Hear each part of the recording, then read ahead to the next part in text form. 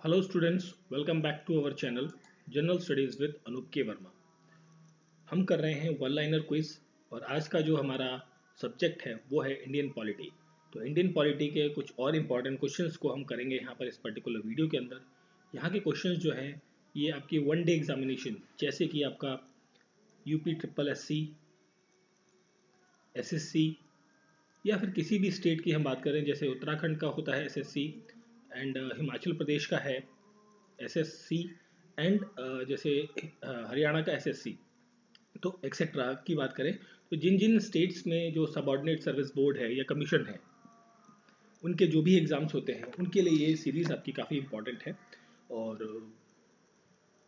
बढ़ते हैं अपने क्वेश्चंस की तरफ। जो हमारे इंडियन पॉलिटी का जो थर्ड पार्ट है उसके अंदर कौन कौन से क्वेश्चंस आ रहे हैं, ठीक है। तो चलिए देखते हैं। पहला क्वेश्चन है हमारा, nomenclature of nation has been made in the constitution as. देखिए, नॉमेनक्लेचर की जब हम बात कर रहे हैं तो यहाँ पर ये पूछा है कि जो भारतीय संविधान है उसके अंदर भारत का नाम, जो इंडिया का नाम है, वो किस तरीके से लिखा गया है, ठीक है। नॉमेनक्लेचर मतलब नामांकन करना, ठीक है, नामकरण करना बेसिकली। तो जब संविधान बना तो भारत को कैसे रिप्रेजेंट किया गया ये पूछा गया है। तो वहाँ लिखा गया है India that is Bharat, India that is Bharat, ये मेंशन्ड है आपके संविधान के अंदर, ठीक है। तो इस चीज को आपको ध्यान रखना है कि संविधान में क्या लिखा हुआ है, India that is Bharat. Which form of governance has been adopted by the Indian constitution. भारतीय संविधान ने किस टाइप के गवर्नेंस को या किस प्रकार के शासन को अपनाया। तो ये शासन की जो प्रक्रिया थी वो थी parliamentary form of government, parliamentary form of government जो है हमने अपनाई, ठीक है, जिसके अंदर सदन होंगे और उस सदन के अंदर संसद होगी और संसद में दो सदन होंगे, upper house and lower house, ठीक है। और लोअर हाउस के जो मेंबर्स हैं वो डायरेक्टली इलेक्ट होकर आएंगे फ्रॉम द पीपल, लोगों के द्वारा। और जो राज्यसभा के मेंबर्स होंगे अपर हाउस के, वो आपके इनडायरेक्टली इलेक्टेड होंगे through the single transferable vote. Sorry, single transferable vote नहीं होगा, दैट इज वो होंगे आपके इनडायरेक्टली इलेक्टेड होंगे और उनका इलेक्शन किया जाएगा on the basis of seats in the legislative assemblies और other criterias. The basic constituent of presidential form of government, देखिए ये तो पार्लियामेंट्री फॉर्म ऑफ गवर्नमेंट हमने अपनाया भारत ने। अब जो बेसिक कॉन्स्टिट्यूएंट है, मतलब जो मूलभूत सिद्धांत है या मूल घटक है किसका, प्रेसिडेंशियल फॉर्म ऑफ गवर्नमेंट। अब पहले तो आपको ये पता होना चाहिए कि प्रेसिडेंशियल फॉर्म ऑफ गवर्नमेंट कहाँ पर है, ये आपकी यूएसए के अंदर देखने को मिलती है। तो इसका जो मेन बेसिक कॉन्स्टिट्यूएंट है वो है यहाँ की एग्जीक्यूटिव, ठीक है, जिसे आप कार्यपालिका कहते हैं, ठीक है। और कार्यपालिका यहाँ पर जो है वो लेजिस्लेचर का पार्ट नहीं होती, ठीक है। ये यहाँ पर मेन डिफरेंस आता है। बट हम जब बात कर रहे हैं भारत की या पार्लियामेंट्री फॉर्म ऑफ गवर्नमेंट की, तो यहाँ पर जो है executive is the part of the legislature और रिस्पॉन्सिबल, और एग्जीक्यूटिव जो है वो रिस्पॉन्सिबल होता है टूवर्ड्स द लेजिस्लेचर, ठीक है, आंसरेबल होता है बेसिकली, ठीक है। तो यहाँ पर जो आंसर होगा executive which is not a part of the legislature. Okay, फिर हम देखते हैं आगे नेक्स्ट क्वेश्चन। तो नेक्स्ट क्वेश्चन आप देख सकते हैं, the basic difference between the parliamentary form of government in India. Bharat के अंदर जो पार्लियामेंट्री फॉर्म ऑफ गवर्नमेंट है उसके अंदर क्या डिफरेंस है, और साथ में जो ब्रिटेन की पार्लियामेंट्री फॉर्म ऑफ गवर्नमेंट है उसमें क्या डिफरेंस है। जो इन दोनों के बीच में बेसिक डिफरेंस है वो है एक टर्म का या कह लीजिए एक चीज़ का, जो इसे कहते हैं हम judicial, that is judicial review, ठीक है। जुडिशियल रिव्यू भारत की पार्लियामेंट्री फॉर्म ऑफ गवर्नमेंट और ब्रिटेन की पार्लियामेंट्री फॉर्म ऑफ गवर्नमेंट में एक मेन डिफरेंस आता है। क्योंकि देखिए भारत में तो जुडिशियल रिव्यू का कॉन्सेप्ट है जो कि हमने कहाँ से बोरो किया है, यूएसए के कॉन्स्टिट्यूशन से बोरो किया है। बट पार्लियामेंट जो ब्रिटिश की पार्लियामेंट है या ब्रिटेन की पार्लियामेंट है वहाँ पर जुडिशियल रिव्यू का कॉन्सेप्ट जो है वो देखने को नहीं मिलता। तो ये मेन डिफरेंस है इन दोनों के कॉन्स्टिट्यूशन के अंदर या इन दोनों की सरकारों के अंदर basically. The constituent of India is a federal in nature. It refers to, देखिए भारत की घटक प्रकृति एक संघीय है। इसका यह संदर्भ क्या कहता है, मतलब ये के बारे में फेडरल का मतलब क्या है यहाँ पर ये पूछा गया है। तो देखिए फेडरल का मतलब यहाँ पर ये हो जाता है कि डिस्ट्रीब्यूशन ऑफ कर रहे हैं हम किसका, पावर का। डिस्ट्रीब्यूशन ऑफ पावर्स कर रहे हैं हम, ठीक है। डिस्ट्रीब्यूशन ऑफ पावर किया जा रहा है किसके बीच में, सेंटर और स्टेट के बीच में। डिस्ट्रीब्यूशन ऑफ पावर हमें देखने को मिलती है सेंटर और स्टेट के बीच में। देखिए इसी के लिए 3 लिस्टें बनाई गई हैं, एक सेंटर की लिस्ट है, यूनियन लिस्ट है, एक स्टेट लिस्ट है, कंकरेंट लिस्ट है। तो उसी तरीके से वही चीज़ यहाँ पर आपको बता रहा है कि जो पावर का डिस्ट्रीब्यूशन है, कुछ अधिकार जो है वो केंद्र के पास है, मतलब ज़्यादातर अधिकार तो केंद्र के पास है, बट कई सारे अधिकार जो है वो स्टेट के पास भी मौजूद है। तो इस तरीके का पावर का डिस्ट्रीब्यूशन जो है वो फेडरल नेचर का एक कॉन्स्टिट्यूएंट हिस्सा है, ठीक है। और जिसके बारे में किस शेड्यूल के अंदर मेंशन है, दैट इज शेड्यूल जो 7 है, 7वां शेड्यूल, उसके अंदर डिस्ट्रीब्यूशन ऑफ पावर या पावर जो है मतलब कौन सी ताकत किसके पास है। जैसे आर्मी की पावर है तो आर्मी की पावर किसके पास है, यूनियन के पास है। लैंड की पावर किसके पास है, स्टेट के पास है। तो इस तरीके से डिफरेंट डिफरेंट क्राइटेरिया यहाँ पर डिवीजन देखने को मिलता है, ठीक है। नेक्स्ट क्वेश्चन है, इंडिया इज अ फेडरेशन और को फेडरेशन। भारत क्या फेडरेशन है या को फेडरेशन है? भारत एक संघ है, ठीक है, संघ है, दैट इज फेडरेशन है। फेडरेशन संघ का मतलब क्या हो गया, बहुत सारे स्टेट्स मिलकर एक राज्य, एक देश बनते हैं। भारत के अंदर बहुत सारे देश हैं, ठीक है, बट हम उनको ऐसा नहीं, सॉरी राज्य हैं, नॉट देश। भारत के अंदर कई सारे राज्य हैं, तो हम ऐसा नहीं कहते कि भाई इन सभी राज्यों को मिलाकर एक देश बना है, नहीं। हम ये कहते हैं कि एक देश है, उसके अंदर बहुत सारे राज्य हैं। देखिए कहने के 2 तरीके हो जाते हैं, तो बस वही चीज़ है आपकी। तो India is a federation not a को फेडरेशन, ठीक है।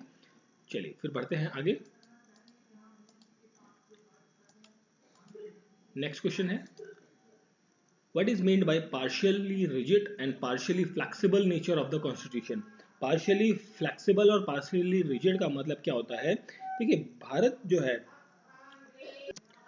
जो संविधान है हमारा, उसे हम क्या कर सकते हैं, अमेंड कर सकते हैं, ठीक है। अमेंड किया जा सकता है, कैसे किया जा सकता है, इसके बारे में जो प्रोसीजर या चीज़ें लिखी गई हैं वो है आर्टिकल 368 के अंदर मेंशन्ड है, ठीक है। और इसको हम 2 तरीके से अमेंडमेंट कर सकते हैं। एक होता है सिंपल मेजोरिटी के साथ में। सिंपल मेजोरिटी मतलब हो गया 50% प्रेजेंट एंड वोटिंग +1, ठीक है। 50% जितने प्रेजेंट हैं और इन्होंने वोट किया उनमें से +1, तो 51% बेसिकली ये हो जाता है। अब दूसरी होती है एक special majority. Special majority, simple majority के बाद आता है स्पेशल मेजोरिटी। स्पेशल मेजोरिटी में मतलब 2/3 मेंबर्स जो है वो प्रेजेंट एंड वोटिंग आपको करेंगे, ठीक है। तो ये दोनों तरीके से क्या हम कर सकते हैं, अमेंड कर सकते हैं। अब भारतीय संविधान जो है, संसद, ये जो संविधान है, ठीक है, कॉन्स्टिट्यूशन है, वो इतना ही आसान नहीं है कि आप उसको आसानी से, मतलब देखिए 50% की मेजोरिटी लाना भी एक टफ टास्क होता है, इतना आसान नहीं होता। और स्पेशल मेजोरिटी तो डेफिनेटली एक टफ टास्क हो जाता है, ठीक है। तो ये 2 मेथड्स या और भी कुछ मेथड्स हैं जिसके थ्रू जो है अमेंडमेंट की जा सकती है संविधान के अंदर, मतलब कई सारे संशोधन किए जा सकते हैं जब उसकी रिक्वायरमेंट होती है, ठीक है। तो इसीलिए इसको कहा जाता है, और रिजिड है और पार्शियली फ्लेक्सिबल है, मतलब थोड़ा सा तो कड़क है बट फ्लेक्सिबल भी है अकॉर्डिंग टू द सिचुएशंस, और उसके अंदर अमेंडमेंट करना थोड़ा सा इजी है, नॉट टू मच टफ, ठीक है। जैसे अगर हम बात करें यूएस का कॉन्स्टिट्यूशन जो है वो बहुत पुराना है, ठीक है, हमसे बहुत पुराना है। तो वहाँ पर अब तक लगभग 24 या 25, आई थिंक 24 या 25 जो है अमेंडमेंट्स हुई हैं अभी तक, मतलब उनके 150-200 साल के जो इतिहास में सिर्फ उनका जो अमेंडमेंट हुआ है वो बहुत कम हुआ है, 25 के आसपास हुआ है। और हमने 70 सालों में, लगभग 70-75 सालों के दौरान में, जब से हमारा संविधान लागू हुआ है तब से हमने 104 अमेंडमेंट्स तो ऑलरेडी कर लिए हैं, और बाकी ऑन गोइंग है या प्रोसेस में है कि भाई कुछ और चेंजेस हो सकते हैं भविष्य में, ठीक है। तो इसलिए इसे कहा जाता है रिजिड है और पार्शियली फ्लेक्सिबल है। What is mean bye separation of power? Separation of power का मतलब ये होता है कि जो जुडिशरी है, सेपरेशन ऑफ पावर का मतलब ये हो गया कि जो जुडिशरी है वो अलग है, जुडिशरी जो है वो अलग है। Judiciary is separated from executive, ठीक है। जो देखिए एग्जीक्यूटिव में आप इसको ऐसे समझ लीजिए, ये आईएएस ऑफिसर्स हैं और यहाँ पर जुडिशरी में जो जजेस हैं, तो इन दोनों का सेपरेशन है।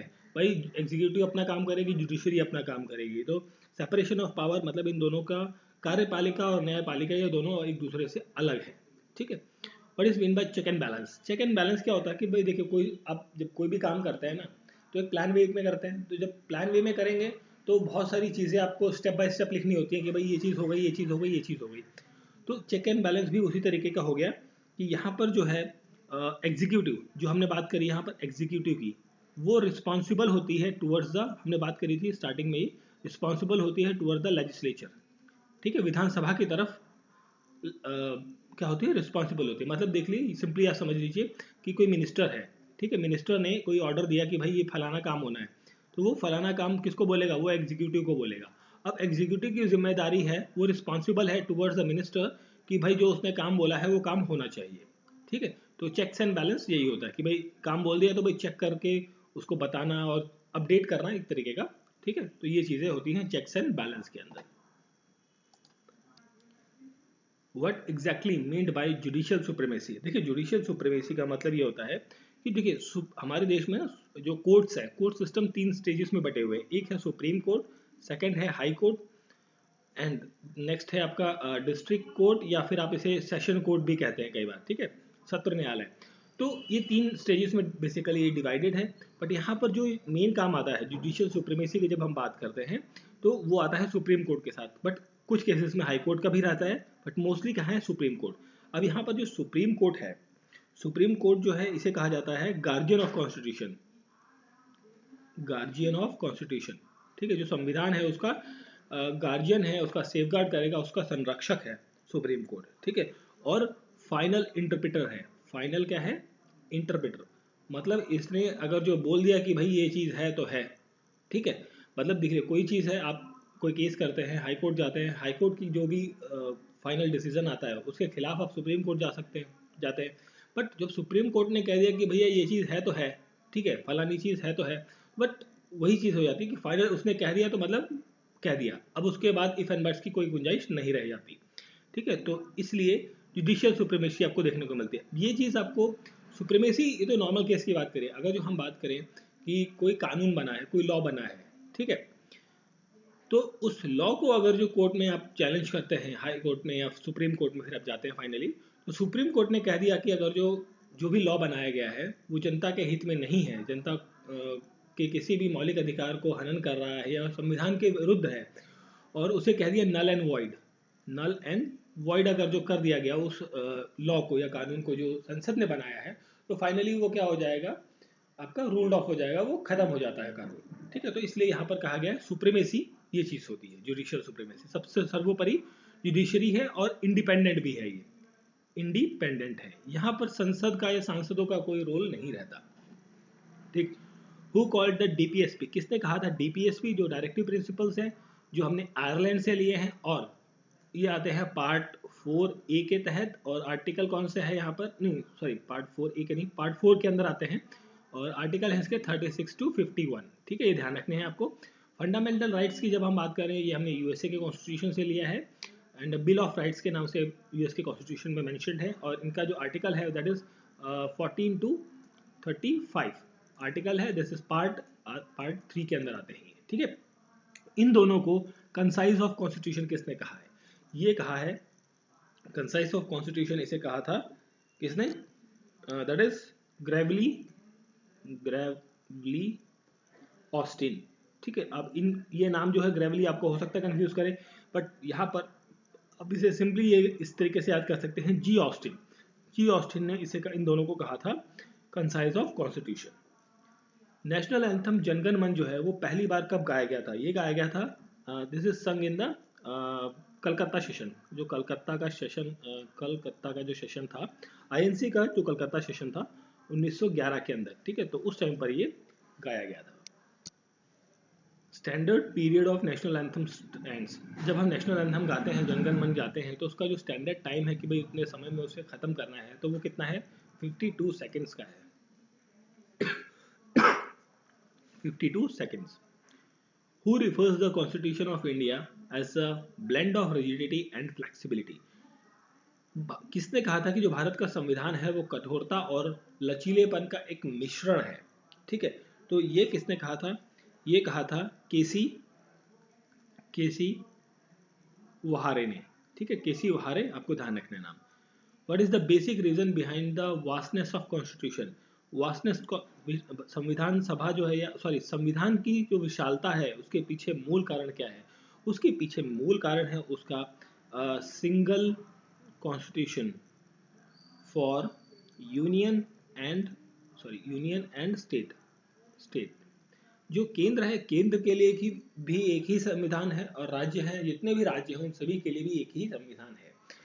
इसलिए ये एक बेसिक कारण है कि हमारा जो संविधान है वो बहुत ही बड़ा है, लेंथीएस्ट कॉन्स्टिट्यूशन है। जो हमारा इंडियन कॉन्स्टिट्यूशन है, आपको पता ही होगा कि सेलेंट फीचर के अंदर की जो कॉन्स्टिट्यूशन है हमारा, वो रिटन कॉन्स्टिट्यूशन में सबसे बड़ा कॉन्स्टिट्यूशन माना जाता है।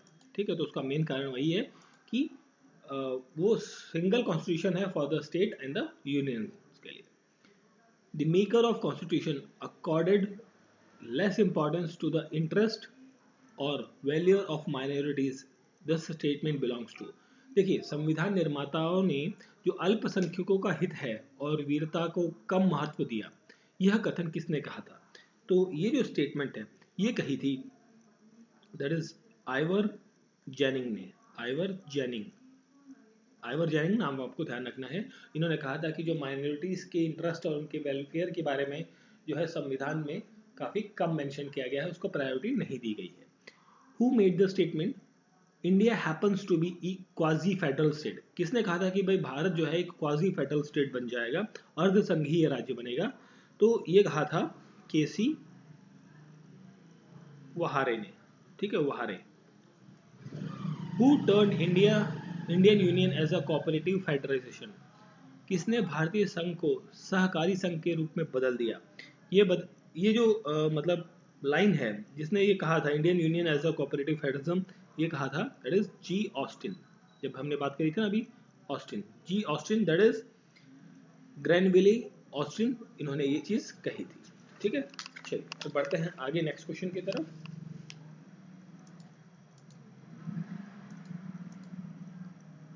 The major source of authority of Indian constitution is. Major source of authority of Indian constitution क्या है? देखिए, ये चीज़ होती है, हमने जब हम पढ़ते हैं कॉन्स्टिट्यूशन में लिखा हुआ है कि we the people of India, ये चीज़ लिखी हुई ना स्टेटमेंट में, we the people of India, we the people. ठीक है, तो ये जो लाइन है we the people, people basically the people, ये है सोर्स ऑफ अथॉरिटी। भारतीय जो संविधान है उसके प्रमुख स्रोत जो है पीपल है, मतलब जो लोग हैं। ठीक है, no matter how good is the constitution, मतलब ये मैटर नहीं करता कि संविधान कितना अच्छा है। ठीक है, बट ये इफ एग्जीक्यूटर बिकम्स बैड, अगर देखिए संविधान बहुत अच्छा, आपने रूल्स बहुत अच्छे लगा लिए, मतलब बहुत अच्छे एक आइडियल कंडीशंस के रूल बना लिए, और उसको एग्जीक्यूट करने वाली जो अथॉरिटीज हैं, बॉडीज हैं, वो अच्छे से काम नहीं कर रही हैं, वो बुरी हैं, तो ये स्टेटमेंट जो है बेसिकली ये किसने कही थी? ये कही थी बी आर अम्बेडकर ने, doctor Bhimrao Ambedkar, B R Ambedkar ने, अंबेडकर। ठीक है, बी आर अम्बेडकर, इन्होंने ये चीज कही थी। ये कौन थे? B R Ambedkar. B R Ambedkar जो ड्राफ्टिंग कमेटी थे उसके चेयरपर्सन थे। इन्होंने मोटे मोटे तौर पे कहा जाए तो संविधान को लिखने का जो कार्य है वो इन्होंने ही किया था। Who advise the abolition of Indian national Congress? Indian national Congress को खत्म कर देना चाहिए, किसने कहा था? आफ्टर द पॉलिटिकल पार्टी, मतलब देखो, जब भारत आज़ाद हो जाए उसके बाद, भारत आज़ाद होने के बाद जो इंडियन नेशनल कांग्रेस है उसे क्या कर देना चाहिए? खत्म कर देना चाहिए, ना कि उसे एक पॉलिटिकल पार्टी बननी चाहिए। ये चीज़ कही थी महात्मा गांधी ने। ठीक है, महात्मा गांधी। अगर ये चीज़ महात्मा गांधी जी की मान ली जाती है उस टाइम पर, तो आज की डेट में जो हम कांग्रेस की बात करते हैं या और बहुत सारे जो विंग्स हैं या पार्ट हैं बेसिकली कांग्रेस के, वो आज नहीं होते। चलिए फिर देखते हैं next question. Entire, okay sorry, ये ई होगा यहाँ पर, इसको थोड़ा करेक्ट कर लेंगे, दैट इज एंटायर, इंटर नहीं है। Entire power of executive in the presidential form is vested in, देखिए सॉरी पार्लियामेंट्री फॉर्म, जो पूरी की पूरी शक्तियां हैं पार्लियामेंट्री फॉर्म ऑफ गवर्नमेंट के अंदर, वो कहाँ निहित है? ये निहित है प्रेसिडेंट के अंदर, प्रेसिडेंट में, प्रेसिडेंट। देखिए, जो भी सरकार आती है, ठीक है, किसी भी पार्टी की सरकार आए, कोई भी प्रधानमंत्री बने, तो कोई भी जो रूल पास होता है या कोई भी अमेंडमेंट हो रही है, मतलब जो भी देश के अंदर हो रहा है, ठीक है, तो या फिर आप कह लीजिए कोई जैसे एमओयू साइन हुआ किसी देश के साथ में, तो ये सब जो चीज़ें होती हैं ना, तो ये किसके नाम पर होती है? ये नाम पर होती हैं प्रेसिडेंट के, राष्ट्रपति के नाम पर प्रधानमंत्री या उनकी मंत्री परिषद जो है सारे काम करती है। ठीक है, तो जो रियल एग्जीक्यूटिव पावर है वो किसके पास है, पार्लियामेंट्री फॉर्म ऑफ गवर्नमेंट के अंदर प्रेसिडेंट के पास, राष्ट्रपति के पास। When was the objective resolution introduced in the Constitutional Assembly? संविधान सभा के अंदर जो रेजोल्यूशन है, ऑब्जेक्टिव रेजोल्यूशन, इसे किसने इंट्रोड्यूस किया था, पंडित जवाहरलाल नेहरू ने। इसे इंट्रोड्यूस किया गया था कब, 13 दिसंबर, आपको ध्यान रखनी है 13 दिसंबर 1946 को इसे इंट्रोड्यूस किया गया था। ठीक है, which part of the constitution of India declare as India as a secular state, कौन सा वो जो हिस्सा है संविधान का जो ये डिक्लेयर करता है इंडिया एक सेकुलर स्टेट है। तो ये चीज़ बताई गई है बेसिकली। अगर जो हम बात करें प्रियम्बल में, प्रियम्बल जो है बताता है कि भाई जो इंडिया एक क्या है, सेकुलर देश है। सेकुलर देश का मतलब ये हो जाता है कि भारत जो है, भारत का कोई एक पर्टिकुलर रिलीजन नहीं है। ठीक है, कोई एक पर्टिकुलर रिलीजन नहीं है। जैसे पाकिस्तान है, भारत के साथ ही मतलब डिवाइड हुआ था, भारत से ही अलग होकर एक देश बना पाकिस्तान। बट पाकिस्तान क्या कहता है कि भाई हम जो है एक मुस्लिम कंट्री है, बट भारत जो है एक इंडिया जो है वो एक कोई मुस्लिम कंट्री नहीं है, ना ही कोई हिंदू कंट्री है, एक सेकुलर स्टेट है, हमारा कोई धर्म नहीं है। The exact meaning of secular in India, Indian context, Indian context के हिसाब से सेकुलर का जो एग्जैक्ट मीनिंग है वो क्या है, वही चीज़ जो मैंने अभी आपको बताई। इसका एग्जैक्ट मीनिंग है कि इक्वल करनी है, इक्वल रिस्पेक्ट करनी है, रिस्पेक्ट करनी है for all the religions, all the religions, जितने भी आपके रिलीजन है, धर्म है, उन सभी की रिस्पेक्ट करनी है। और कोई भी एसोसिएशन नहीं बनाना है किसी स्पेशल, मतलब देखिए कोई भी, देखिए भारत के अंदर 28 राज्य हैं और उनमें से कोई सा भी ऐसा एक राज्य नहीं कह सकता या नहीं कहेगा कि भाई हम जो है एक पर्टिकुलर धर्म को प्रमोट करते हैं या हम पर्टिकुलर धर्म के फॉलो करने वाले हैं। ठीक है, जैसे ही इंडिया का आपका नो रिलीजन है, उसी तरीके से हर स्टेट का भी कोई नो रिलीजन नहीं है। India is a republic refers to, India एक रिपब्लिक है, मतलब रिपब्लिक का यहाँ पर ये हो जाता है कि यहाँ पर नो हेरिडिटरी रूल है, नो हेरिडिटरी रूल देखने को मिलता है भारत के अंदर। मतलब सिंपली आप ये कह लीजिए मोनार्च सिस्टम है, जो राजशाही, वो यहाँ पर नहीं देखने को मिलती। ऐसा नहीं है कि भाई अगर जो 1950 में कोई प्रधानमंत्री बना तो उसका वंशज ही बनता जाएगा।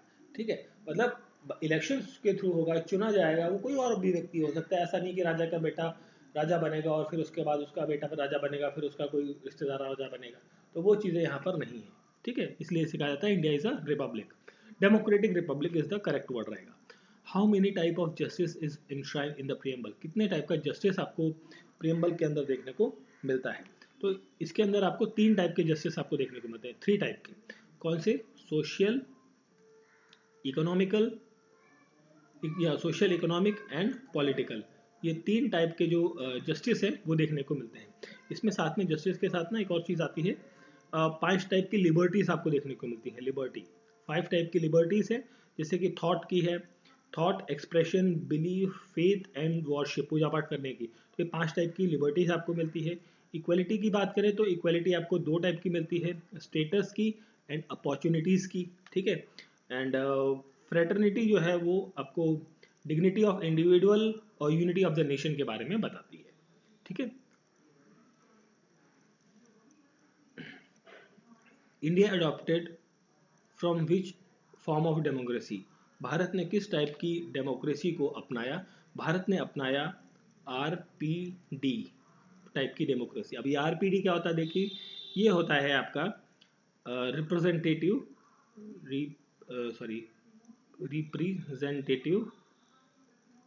Representative parliamentary democracy, democracy. ठीक है, रिप्रेजेंटेटिव पार्लियामेंट्री डेमोक्रेसी टाइप की जो हमने मतलब ये फॉर्म है हमने अपनाई है। ठीक है, रिप्रेजेंटेटिव क्या हो जाता है, एक तरीके से जो सांसद हैं आपके, एमपीज हैं, मेंबर ऑफ पार्लियामेंट, उन्हें हम डायरेक्टली चुनते हैं लोकसभा के अंदर, स्पेशली हम बात करें उन्हें हम डायरेक्टली चुनते हैं और चुन के उन्हें हम भेजते हैं। ठीक है, तो ये एक तरीके का रिप्रेजेंटेटिव पार्लियामेंट्री डेमोक्रेसी जो होती है वो हमने अपनाई है भारत के अंदर। विच वर्ड वर इंसर्टेड, देखिए 42वां अमेंडमेंट के तहत जो है वो कौन से वर्ड जो है वो प्रियम्बल के अंदर ऐड होते हैं। तो ये कब होता है, दैट इज इन 1976 को ये अमेंडमेंट आती है, 42nd अमेंडमेंट एक्ट।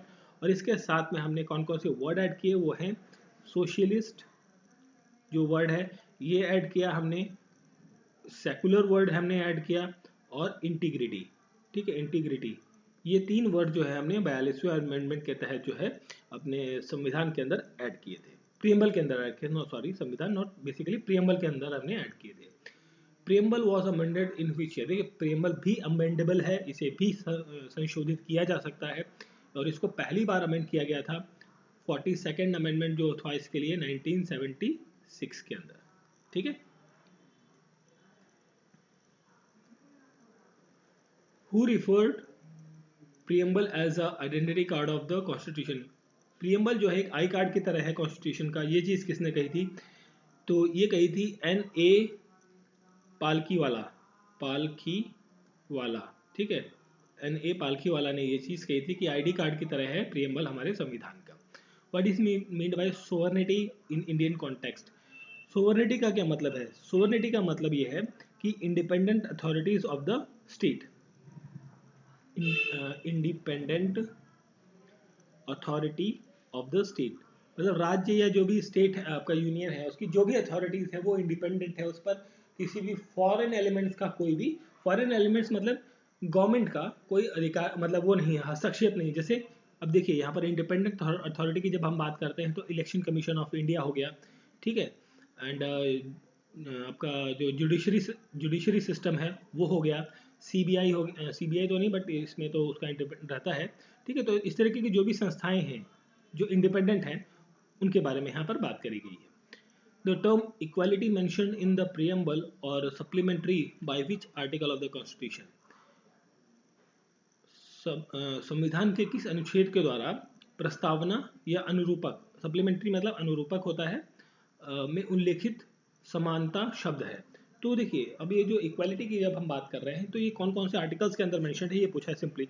देखिए इसके लिए एक आपको फंडामेंटल राइट्स के पे जाना पड़ेगा। फंडामेंटल राइट्स में आर्टिकल नंबर 14 to 18, 14 से 18 जो आर्टिकल्स हैं ये आपके इक्वालिटीज़ के बारे में बात करते हैं। बेसिकली इस सेक्शन को क्या कहा जाता है? राइट टू इक्वालिटी के नाम से हम जानते हैं, राइट टू इक्वालिटी के नाम से हम इसे जानते हैं।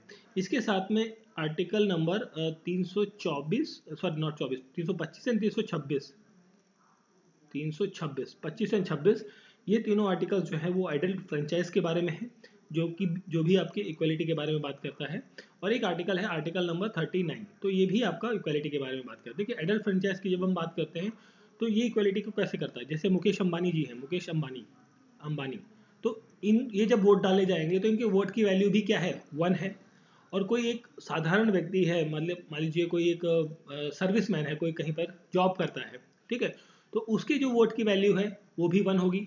कोई एक ठेला लगाता है, कार्ट लगाता है, चाय की टपरी लगाता है, तो उसकी जो वोट की वैल्यू है वो भी 1 होगी। तो यहाँ पर देखिए, यहाँ पर पैसा किसके पास ज़्यादा है कम है उससे कोई मैटर नहीं है, सबकी जो वोट की वैल्यू है वो क्या है? 1 है। तो मतलब यहाँ पर इक्वालिटी आपको देखने को मिलती है इस चीज़ में। ठीक है, तो इस चीज़ को आप समझ के चलिए फिर आगे बढ़ते हैं नेक्स्ट क्वेश्चन की तरफ। Next just a minute, okay, next question है what collectively refers to the distributive justice. देखिए डिस्ट्रीब्यूटिव जस्टिस किसे कहा जाता है? देखिए ये होता है आपका सोशल एंड इकोनॉमिक जस्टिस होता है ये basically, this is called as a social and economic justice, ठीक है। एंड ये आता है आपके आर्टिकल्स के अंदर, कौन कौन से में? आर्टिकल 15, 16 एंड 38 का 2 पार्ट जो है, 39 का सी एंड 39 का डी आएगा और 39 का डी, सॉरी एक minute, C D and B होगा, ठीक है, बी सी डी, 39 का बी सी डी, 38 टू 15 और 16 ये आपके सोशल एंड इकोनॉमिक जस्टिस के बारे में बात करते हैं। डिस्ट्रीब्यूटिव जस्टिस यहाँ पर आपको देखने को मिलता है। What form of socialism is adopted in 1976? 1976 में क्या हुआ था? 42वां अमेंडमेंट हुआ था, आपको पता है अमेंडमेंट हुआ था। तो इसमें किस टाइप का सोशलिज्म अडॉप्ट किया गया था? ये किस टाइप का था? That is called as a democratic type का सोशलिज्म जो है यहाँ पर अडॉप्ट किया गया था, ठीक है। अब साथ में ना एक इंपॉर्टेंट चीज़ मुझे ध्यान आई यहाँ पर कि सुप्रीम कोर्ट से रिलेटेड ना 3 बेसिकली केसेस हुए हैं जो आपके प्रियम्बल से एसोसिएटेड हैं। तो पहला केस आपका होता है वो होता है दैट इज बेरूबरी केस जो था ये होता है 1960 के अंदर। इस टाइम पर सुप्रीम कोर्ट ने कहा कि जो प्रियम्बल है, that is preamble is not a part of the constitution. Preamble जो है संविधान का हिस्सा नहीं है, ये चीज़ कहा गया था सुप्रीम कोर्ट के द्वारा 1960 में। इसके बाद केशवानंद भारती केस है, तो केशवानंद भारती केस जो था ये होता है, ये कब होता है 1973 को होता है ये। और इस टाइम पर सुप्रीम कोर्ट ने कहा कि जो प्रियम्बल है, ये आपका प्रियम्बल ये पार्ट है, this is the part of the constitution. Simply ये कह दिया कि भैया अपने फैसला बदल दिया एक तरीके से कि भाई ऐसा नहीं है कि पार्ट नहीं है, this is the part of the constitution, संविधान का ये हिस्सा है। इसके बाद एक और केस हो जाता है, वो होता है LIC ऑफ इंडिया का, ठीक है। LIC इंडिया केस होता है, ये कब होता है 1995 के अंदर। इस टाइम पर सुप्रीम कोर्ट क्या कहती है, प्रियम्बल जो है, प्रियम्बल ये पार्ट तो है बट साथ में क्या है, इंटीग्रल पार्ट है, मतलब अभिन्न अंग है, अभिन्न अंग है आपका, ठीक है। LIC ऑफ इंडिया के केस में सुप्रीम कोर्ट ने यह कहा कि जो जो प्रियम्बल है वो आपका संविधान का एक अभिन्न हिस्सा है, सिर्फ हिस्सा ही नहीं है, एक अभिन्न हिस्सा है, ठीक है। मतलब उन्होंने और इसको ज़्यादा अच्छे से डिफाइन कर दिया कि भाई ये इंटीग्रल पार्ट है और किस तरीके से ये संविधान का हिस्सा है, ठीक है। तो ये केसेस आपको ध्यान रखने चाहिए कि कौन कौन से केसेस जो है वो प्रियम्बल से रिलेटेड सुप्रीम कोर्ट में आए हैं, ठीक है। तो आई होप सो वीडियो अच्छा लगा होगा। वीडियो अच्छा लगा है तो प्लीज़ लाइक शेयर और सब्सक्राइब जरूर करें। मिलते हैं नेक्स्ट पार्ट में। Thank you for watching.